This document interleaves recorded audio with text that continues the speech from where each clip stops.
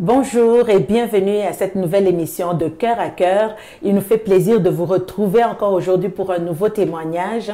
Et aujourd'hui, nous parlons d'adoration. Pour cela, je reçois un homme de Dieu dans la ville, Marley Kieselo, pour en parler. Bonjour Marley. Bonjour. Marley, c'est vraiment un plaisir de t'avoir aujourd'hui. J'ai cherché ces rendez-vous. Finalement, tu es là. Merci beaucoup d'avoir accepté cette invitation. D'ailleurs, c'est à moi de vous remercier de m'accepter dans votre émission Cœur à Cœur. Donc, on parle de cœur ouvert. Oui, on va parler à cœur ouvert. Justement, le sujet que nous traitons aujourd'hui, c'est l'adoration. Nous savons que l'adoration, c'est vraiment le cœur de Dieu. Marley, tu es un adorateur de Dieu. Ouais. Mais tu n'as pas toujours été un adorateur de Dieu. Tu as une vie passée. Exactement. Oui. Alors Marley, toi, explique-nous un peu, c'est quoi ta vie passée avant d'être aujourd'hui un adorateur de Dieu? En fait, je grandis quand même dans une famille qui est chrétienne. Et on avait beaucoup de valeurs au niveau de ma famille. On s'est réunis tout le soir pour prier ensemble. Et mais en même temps, je servais aussi à l'église. Il y a eu un temps qui est arrivé, bon, j'ai pris des décisions de bâtir un groupe et de travailler en collaboration avec plusieurs artistes. Et dans cette monde-là, dans cette vie-là, il y avait, on était quand même exposés dans plusieurs facteurs, l'alcool, la drogue, la sexualité, tout ça, le sexe plutôt, excuse-moi. Et pendant toutes ces choses que je faisais, il est arrivé un temps que je me sentais toujours vide en moi. Malgré, j'avais plein d'entourage, j'étais tout le temps entouré à plein d'amis, beaucoup de personnes qui avaient beaucoup de valeurs, de l'argent, tout ça, mais je me sentais toujours vide en moi. Et au fur et à mesure, il y avait une soirée que, comme on fait d'habitude en famille, et on a décidé de passer le temps dans la prière. Et à ces jours-là que j'ai décidé de prendre la Bible. Et j'ai ouvert par hasard et je tombais sur un passage biblique qui dit que dans le livre de Osée 4, verset 6, que mon peuple périt par cette faute de connaissance. Et quand je lis ces passages-là jusqu'à la fin, j'ai compris que je passais beaucoup de temps absolument pour rien. Et je pris une décision ces jours même là. Et c'était pas facile, c'était un peu difficile, mais avec le temps, avec la grâce de Dieu, et voilà, je surmontais tous ces C'est intéressant ce que tu dis, Marley. Merci, c'est intéressant parce que tu dis que tu étais déjà dans une famille chrétienne, donc une famille avec la foi chrétienne que nous avons. Mais là, tu as décidé de bâtir un groupe qui n'était pas chrétien, c'est ça que tu voulais dire. Explique-nous un peu qu'est-ce qui s'est passé pour que tu puisses changer. Tu n'as pas trouvé l'essence de la musique dans la foi chrétienne et puis tu as décidé d'aller dans ce qu'on appelle un peu la musique profane. Exactement. Oui. Mais le problème, ça se pose quand on sert Dieu, on n'a pas encore compris ce qu'est réellement l'évangile de la parole de Dieu. On croit que de l'autre côté, ils font mieux que nous. Ils sont bien, ils ont beaucoup de valeurs. Parce que dans cette vie-là, on voit aussi que les gens donnent plus de valeur t'es bien, t'es ceci, aux artistes. Ils valorisent quand même des artistes par rapport à l'église. Je voyais qu'à l'église, ils ne valorisent pas des artistes. Tu viens, tu chantes et tu finis bye-bye. Mais de l'autre côté, il y a un minimum de respect et vraiment, je me suis donné dans ce monde-là, le monde de vie-là, pour que je puisse me valoriser autrement que de valeurs que je n'avais pas à l'église. Pourtant, c'était le contraire de tout ce que je pensais. Effectivement. Alors, quand j'ai compris cela, donc je change automatiquement. Dieu a fait aussi grâce que j'avais vraiment la famille qui s'est basée dans des valeurs qui te soutenaient. Alors, c'est intéressant parce que là, on parle d'adoration. On parle, aujourd'hui, tu es un adorateur du Seigneur. Donc, tu es allé de l'autre côté, tu as compris que Dieu t'a fait montrer que ce n'était pas ça, tu es revenu donc à la foi chrétienne. C'est quoi la différence qu'il y a entre les deux musiques? Parce qu'on a d'un côté la musique profane, finalement tu l'as laissée, maintenant tu es revenu à la case de départ. C'est quoi la différence entre la musique profane? Il y a énorme différence par rapport à la musique profane et la musique chrétienne. La musique profane, on parle de sujets sans toucher, de sujets éphémères, de sujets qui parlent de la violence, qui parlent de choses qui ne sont pas bien vues au niveau de la société. Mais quand on parle de la musique chrétienne, on voit automatiquement, on adresse à une personne qui est spécialement spécifique. Donc on se donne automatiquement à notre Dieu. Donc c'est la musique, il y a une carte différence à travers de cette musique-là. Et donc c'est ça. Et quand tu faisais de la musique profane, est-ce que cette musique, oui, forcément, elle ne t'a pas édifié, est-ce qu'elle t'a détruite, cette musique-là? Ah oui, effectivement. Oui. Ça m'a détruit dans beaucoup de choses. Au niveau de ma foi, au niveau de ma façon spirituelle, au niveau de voir des choses avec des gens. J'avais beaucoup de haine, je me fâchais vite. J'avais rempli de l'amertume, la jalousie, la concurrence, l'orgueil. Ça m'a beaucoup détruit. Mais quand je suis venu vers le Seigneur et Dieu a commencé à laver tranquillement, à nettoyer des choses que je voyais, c'était de valeur. Et devant Dieu, ce n'était pas des choses qui avaient de valeur. Donc Dieu a commencé à placer des valeurs qui sont vraiment de bonnes valeurs pour que je puisse être ce que je suis aujourd'hui. C'est quoi la vraie adoration? Parce que tu es un adorateur. C'est quoi l'adoration, la vraie adoration? Pour tous ceux qui nous suivent aujourd'hui et qui sont dans la musique profane, qui te connaissent d'ailleurs, et puis peut-être qui continuent à se plaire dans cette musique-là, ils peuvent se demander, mais Marley, oui, Marley a changé de côté, mais est-ce que tu peux nous donner une définition de l'adoration, la vraie adoration, cette adoration qui a changé ta vie? Le vrai adorateur, c'est celui qui se conforme à la parole de Dieu, c'est lui qui marche selon la structure de Dieu. Un adorateur, c'est pas celui qui est forcément, qui prend le micro, c'est sa vie qui témoigne des œuvres de Dieu en lui. C'est lui, c'est un adorateur. Un adorateur, c'est lui qui sait. Déjà, le mot adorateur, ça, on attend de loin ou de proche, ça veut dire adorer quelque chose, adorer un être humain. Donc, un vrai adorateur, c'est vraiment celui qui se met à la conformité de la parole, qui a l'obéissance d'écouter la voix de Dieu. Donc, c'est lui qui se confie à Dieu. Alors, quand tu prends maintenant la décision de chanter pour le Seigneur, ça veut dire que tu chantes à travers la révélation que Dieu a mis en toi pour bénir son peuple. C'est ça la vraie adoration. Qu'est-ce que ça a changé dans ta vie? Parce qu'on parle aussi de vie transformée ici. Et j'aime bien Marley parce que je regardais sur une de tes pochettes, une dédicace, on parlait d'adoration transformatrice. Donc l'adoration forcément a transformé ta vie. Exactement. Comment est-ce qu'elle a transformé ta vie? Quand je me suis donné à Dieu et j'ai commencé Dieu commençait à me fortifier à travers de paroles que j'écoutais, de prédications, de méditations que je faisais. À travers ça a beaucoup transformé ma vie. Alors l'adoration, c'est quelque chose, d'abord, quand je suis une personne qui aime aussi la prière. La prière, c'est vraiment à travers la prière qui a transformé ma personne. Alors à travers de chants maintenant, et quand je compose mes cantiques ou mes chants, à travers ça aussi, ça a beaucoup transformé ma personne. Donc tu écris aussi des chants. Exactement. L'adoration transformatrice. Aujourd'hui, tout à l'heure tu parlais de cette musique profane donc, qui t'a détruit. Donc il y a des dangers dans cette musique-là. Est-ce que tu pourrais nous donner quelqu'un aujourd'hui tu es serviteur de Dieu, tu es dans la maison de Dieu, et puis tu vois nos jeunes qui écoutent encore la musique profane.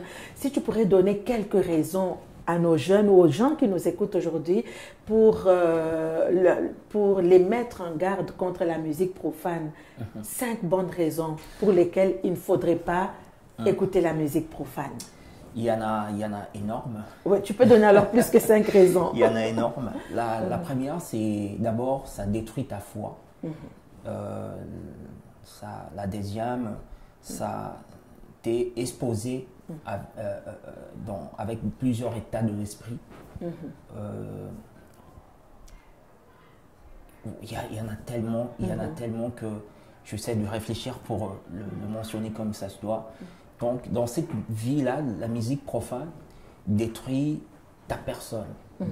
Parce que, à travers ce genre de musique-là, quand tu écoutes, parce qu'on ne parle pas de l'Esprit Saint, on parle que de choses charnelles, on parle de choses physiques. Ça stimule ton esprit de commettre de choses que tu peux regretter à la longue de ta vie. Donc, ça te met loin de Dieu, ça t'éloigne de plus en plus dans la présence de Dieu. Donc cette musique-là, moi je demande aux jeunes, aux frères, à toute personne qui écoute ce genre de musique-là, et ça vous éloigne de Dieu, ça vous éloigne de la présence de Dieu, ça détruit votre personne parce que cette musique-là, il est concentré uniquement à une seule personne, le diable, leur maître, leur maître qui sert. Donc cette musique-là, c'est pas vraiment bien. En écoutant ça, ça t'éloigne de beaucoup de choses. Ça n'édifie pas. Effectivement, tout à l'heure, on parlait de la différence qu'il y a entre l'adoration ou la musique profane. Donc, on comprend qu'il y a deux sources. Exact. Soit la source est en Dieu, soit la source est de l'autre côté. Donc, il n'y a que deux sources. Exact. Et tout à l'heure, quand tu parlais de l'adoration qui transforme, donc de la même manière que l'adoration nous transforme, donc à l'image de Dieu, si on peut dire. Donc, de l'autre côté, quand on écoute cette autre musique, il y a également une transformation qui se fait. Exact. Et il y a ce phénomène, Marley, qu'on appelle le phénomène des paroles subliminales. Ça, c'est un exemple des dangers. Est-ce que tu peux nous en parler? Est-ce que tu as vécu ça? Ça, c'est sûr. Ça, c'est sûr que, d'ailleurs, quand tu écoutes, tu es dans cette mode de vie-là. On voit même au niveau de ta personne, ton caractéristique de ta personne, on voit que tu peux porter des boucles d'oreilles, tu peux faire tresser des cheveux, colorer des cheveux, habiller de vêtements qui ne sont pas adéquats, et avoir un style de vie qui n'est pas présentable selon la société aussi. Et vraiment, cette musique-là t'amène dans une autre dimension. Ça peut même te faire perdre ta personne en soi. Alors moi, comme je dis, il y a des messages subliminaux dans le sens que il y a d'autres messages qui sont déjà qui ont déjà une cantation sous forme de prière. Et au moment que tu écoutes ce genre de message-là, ça transforme ta vie. Ça peut même bloquer beaucoup de choses de ta vie. Alors c'est pour cela que je conjure à tout le monde qui écoute cette musique-là de faire très attention, de ne pas trop s'identifier à ce genre de cette musique. Il y a un exemple que tu me donnais pendant qu'on se parlait les jours précédents. Tu me parlais que dans un des dangers dans cette musique-là, c'est un exemple que on pourrait chanter une femme, mais que cette femme-là pourrait être une sirène, par exemple. Les gens peut-être ne comprennent pas ce que c'est. Donc, c'est un message codé. On lance un message alors qu'on veut véhiculer un autre message. Exactement. Donc, c'est une musique qui ne parle pas de la vérité, en fait. Mais elle est remplie de comment on dirait ça, de mantras ou d'incantations, de mensonges qui amènent justement la personne à se détourner de la foi chrétienne, c'est ça. Donne-nous un peu une anecdote des choses que tu as vécues. Je me rappelle quand même qu'il y a des amis qui me disent « Ah, mais Marley, tu parles tout le temps de musique chrétienne, tout ça. La musique profane, c'est pas mal. Quelqu'un qui chante pour sa femme, elle ne dit pas de mots blessants, par exemple, de mots doux, de mots gentils. Moi, je crois que ce n'est pas un péché. Même Dieu peut le prouver. Moi, je crois que, quand je dis derrière toute chose, parce que quand on compose la musique reste la musique. De notes musicales, demeure de notes musicales. Do, ré, mi, ça reste la musique. Maintenant, le message qui est contenu dans cette musique-là, c'est ça qui est très important. Mais quand tu écoutes, on parle d'une femme, on ne parle pas de Dieu, on parle de la nature. Déjà, la Bible nous interdit d'adorer qui que ce soit. Ça, ce sont des choses qui sont déjà interdites. Alors, au moment que on parle d'une femme, toi tu crois qu'on parle d'une femme, peut-être d'une femme que tu connais, et pourtant ce sont des choses codées. On parle d'une femme, on est en train de faire une louange. De magnifier une femme de nuit. Oui, exactement. Au moment que tu écoutes de genre de musique comme ça, tu commences à manifester, parce que dernièrement, il y a un artiste congolais qui vient de lancer. Il y a des gens qui écoutent, qui font des vidéos même, on voit le geste qui manifeste, automatiquement on voit que ce sont des femmes, de sirènes de nuit qui séduisent même ces personnes-là à travers de cette musique-là. Alors il faut qu'on fasse vraiment attention de ne pas trop donner nos oreilles à écouter de genre de musique. Il y a un exemple, Bibi, qui me vient à l'esprit, c'est l'exemple de la mort de Jean-Baptiste. Alors, c'est justement un temps où il y a de la musique, il y a de la danse, mais la danse est tellement envoûtante, la musique envoûtante, et c'est dans ces temps-là où il y a cette musique que il s'agissait de Pilate. qui demande, c'est sa fille, la fille de Hérodias justement, c'est Hérodias qui demande la tête du prophète Jean-Baptiste. Donc il y a beaucoup de destruction dans cette musique-là. Exactement. Ça détruit beaucoup et beaucoup de nos jeunes aujourd'hui ils sont concentrés à cette musique-là. Ils n'aiment pas pourquoi, ils n'aiment pas la musique chrétienne par rapport à plusieurs raisons qui avancent. Parce que je suis quand même, je passe beaucoup de temps aussi avec plusieurs jeunes que je côtoie dans la communauté ou dans plusieurs églises qu'on côtoie. Donc il y a des jeunes qui disent dans la musique chrétienne, ça ne bouge pas, c'est triste, c'est calme. Il n'y a rien, mais dans la musique profonde, ça bouge, on danse, il y a la joie, ils se retrouvent. Ils se disent qu'ils se retrouvent. C'est la même dimension que j'étais auparavant. Moi aussi, quand j'étais jeune, j'avais cet âge-là. Je disais, je me retrouvais. Je voyais que la musique chrétienne, c'est toujours triste. C'est toujours quelque chose qu'on demande à Dieu, mais la musique profonde, on parle de la joie, on parle de l'argent, on parle beaucoup de sujets. Et je me sentais aussi, comme tout le jeune, que je peux me retrouver là-dedans. Mais pendant un certain temps, quand on commence à écouter la musique qui vient nous fortifier, la musique qui vient nous donner plus d'énergie, plus la force, et à ce moment-là, on commence à grandir un peu plus. Et moi, je demande à tous les jeunes, à tous nos frères qui aiment pas écouter la musique chrétienne, qui se donnent leur vie à écouter la musique chrétienne. Pourquoi? Parce que ça édifie d'abord ton âme. Justement, j'allais en venir là justement parce qu'ils trouvent ça triste, ils trouvent ça que ça ne bouge pas. Et pourtant, nous sommes dans la maison de Dieu, ça nous fait quelque chose la musique. Qu'est-ce que l'adoration apporte à ta vie? L'adoration apporte énormément de changements radicaux, de changements, je dirais même épouvantables. Si je regarde l'ancienne personne que j'étais auparavant et la personne que je suis rendue maintenant, l'adoration a travaillé beaucoup en moi. L'adoration, ce sont des moments que je passe avec le Seigneur, ce sont des moments que je me confie à Dieu. Je passe des moments quand je pleure, quand je passe des moments tristes dans ma vie, je sais que la seule personne qui peut me réconforter, c'est dans la présence de Dieu. Et à partir de là que je commence à grandir un peu plus dans la foi. Donc l'adoration bouleverse toute une circonstance d'une personne, de sa vie. Alors c'est vraiment ça. L'adoration transformatrice. Et tu as la joie quand tu adores. Oui. Ah oui, surtout. Mais tu adores qui? J'adore Dieu. Voilà. Donc c'est ça tire sa source dans le Seigneur.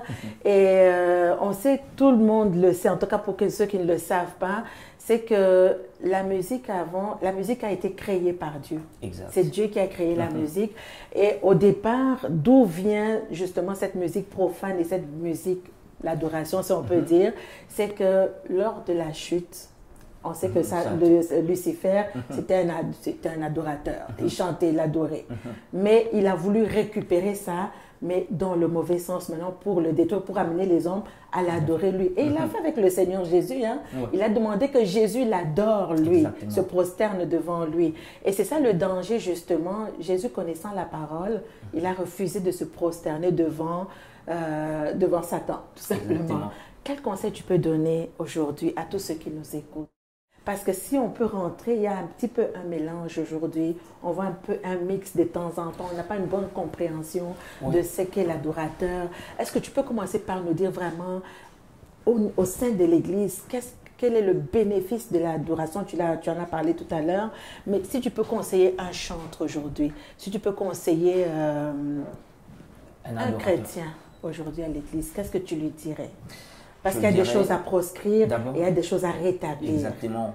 Tant qu'un adorateur, on n'est pas forcément un chantre. Un chantre, c'est celui qui exerce un chant, qui est à l'aise de chanter.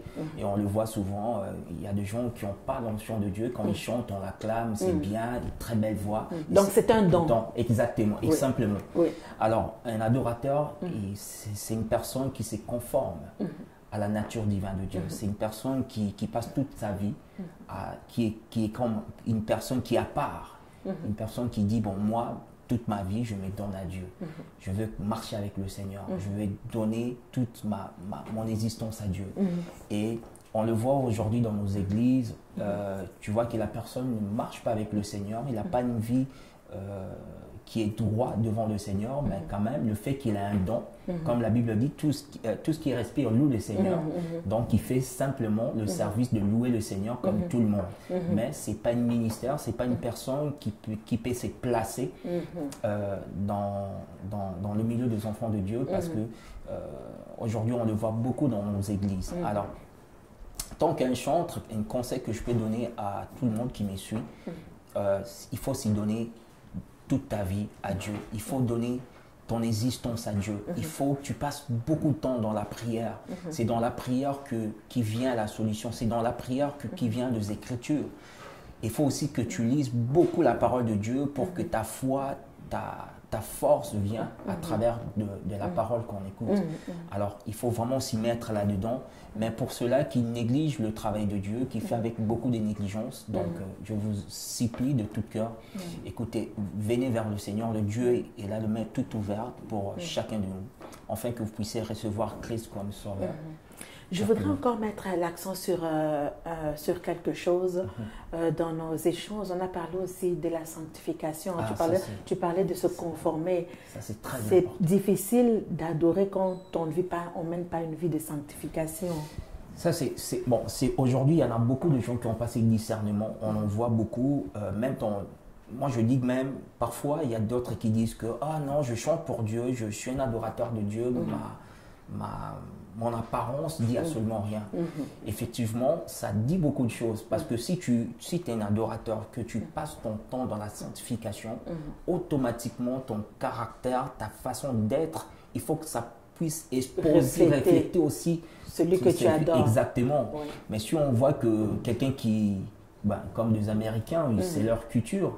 Bon, la culture n'équivaut pas à la foi de la personne, mais si on voit la culture des Américains, on voit qu'ils portent des boucles d'oreilles, ils peuvent porter des pantalons troués comme dans tout le style. Et moi, en tant qu'un adorateur, je vois que ça ne se reflète pas de Dieu, parce que c'est lui qui est en conformité avec le Saint-Esprit, c'est lui qui passe beaucoup de temps avec le Seigneur. Automatiquement, il reflète ce qui est à l'intérieur de lui. Donc, et ça, c'est tellement important, Marley. Il y a ce verset de Jean 4, 23 qui nous dit que Dieu recherche les vrais adorateurs. Et donc, le standard est très élevé. Très fort. Très, très élevé pour trouver un adorateur de qualité. Exact. Et ça passe par la sanctification, ça passe, comme tu dis, par la parole de Dieu, connaître. Et justement, quand Jésus parle avec la femme samaritaine, il dit, vous adorez celui que vous ne connaissez pas. Nous, on adore celui que nous connaissons. Exact. Donc, c'est important de connaître celui que nous adorons. Exactement. À un de tes anciens chums, qu'est-ce que tu dirais aujourd'hui? Je dirais à mes chums, comme ici on dit au Québec, à mes chums qui ont abandonné la foi, de revenir vite vers le Seigneur. Ouais. Parce que la musique mondaine ne nous apporte rien. Après la vie que nous vivons, tant qu'humains, nous avons soufflé encore. Il y a la mort aussi. Après la mort, d'où tu vas aller? Il faut que tu penses comme ça. Il faut que tu dises, après la mort, j'aimerais vivre proche et être bien avec le Seigneur. Que je puisse avoir une place, la place que Dieu a réservée pour moi. C'est bien beau de danser, de prostituer, de faire l'ambiance, de vivre avec cette vie, de cette musique du monde. Ça, tu crois que tu trouves la joie de consommer l'alcool, de passer toute ta vie avec la drogue. Mais quand tu n'es pas dans la conformité avec le Seigneur, peu importe ce que tu vas faire, Dieu te rejette déjà. Alors moi, je t'en supplie de revenir vers le Seigneur et de marcher dans la droiture, dans la parole et surtout dans la sanctification. Ça, c'est très, très capital. La sanctification, c'est important. Même pour ramener les âmes, quand tu n'as pas la sanctification, tu n'as pas une vie qui n'est pas dans la conformité avec le Christ, c'est très difficile d'apporter des âmes. Et il y a quelque chose qui va se passer, qui va durer éternellement. L'adoration est éternelle. Exact. Parce que la seule chose que nous allons faire au ciel après cette vie ici-bas, nous allons continuer d'adorer au ciel. Alors que tout le reste va rester ici. Ça, c'est une des grandes différences, c'est que l'adoration, elle est éternelle, elle demeure, alors que tout le reste passera. Marley, c'est déjà tout, le temps s'écoule tellement Ça vite. passe vite. Il y a tellement de choses à dire sur l'adoration, sur la sanctification. Aujourd'hui, nous n'avions que 30 minutes. Marley, merci beaucoup pour ton apport cet après-midi. Merci beaucoup. Et vraiment, comme Marley le disait, comme l'homme de Dieu le disait tout à l'heure, c'est aujourd'hui le temps de revenir à Dieu. Ce n'est pas demain, c'est vraiment aujourd'hui le temps de revenir à Dieu. Donc, si tu avais fait ce choix-là, la prière qu'on pourrait faire, Marley, c'est demander à Dieu qu'il se révèle. Parce que Marley, ça a pris que Dieu se révèle à toi, effectivement, que tu es dans la parole, que tu découvres un verset qui t'allume, qui illumine ton cœur finalement, pour que tu comprennes que tu n'étais pas dans ton appel. Là, c'est là où tu étais. Donc, il a fallu que tu reviennes à ton appel. Donc, c'est possible que le Seigneur se révèle encore à quelqu'un qui nous écoute aujourd'hui. Alors, Marley, cœur à cœur, nous a ouvert son cœur. Donc, il y a eu une transformation.